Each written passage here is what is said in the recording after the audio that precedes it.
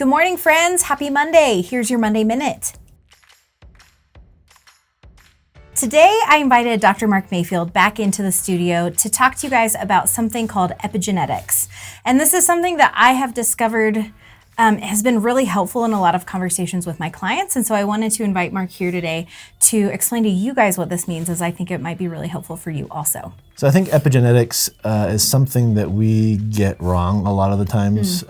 You hear people say a lot of times that there's like the addicted gene or those types of things, and that's just not true. One of my favorite books that really speaks on this, kind of from a layperson's term, is Switch on Your Brain by Dr. Caroline Leaf. Yeah. But the basic idea of epigenetics is genetic expression.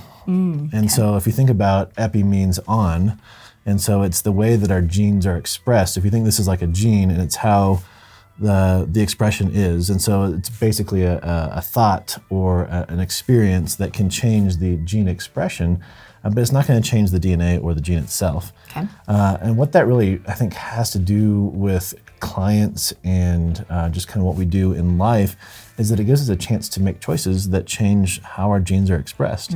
And so if somebody has what we've been calling for so long the addictive gene, basically it's just certain genetic markers that by choice of drinking over time will change the way that those genes are expressed, making us more susceptible to addiction.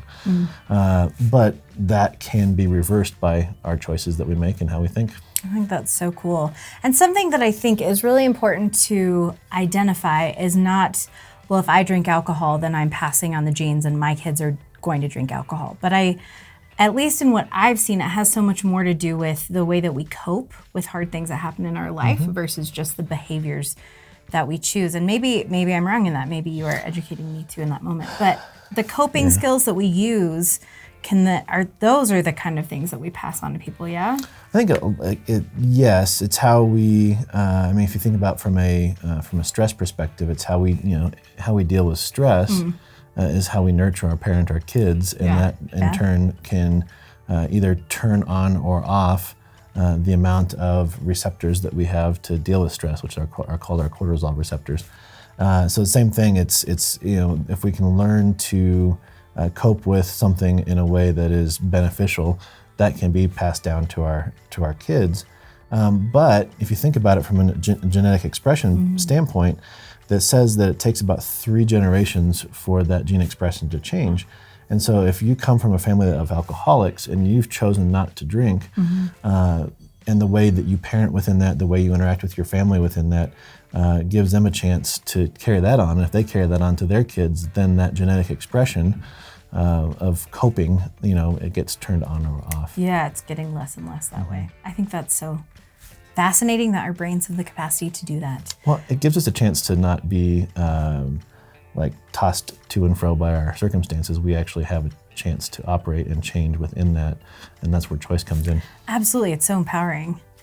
So this week I really want you guys to kind of take a look inside at some habits that you have, maybe the ways that you cope, and notice, are these things that I learned from my family? Are these things that I saw my grandparents do?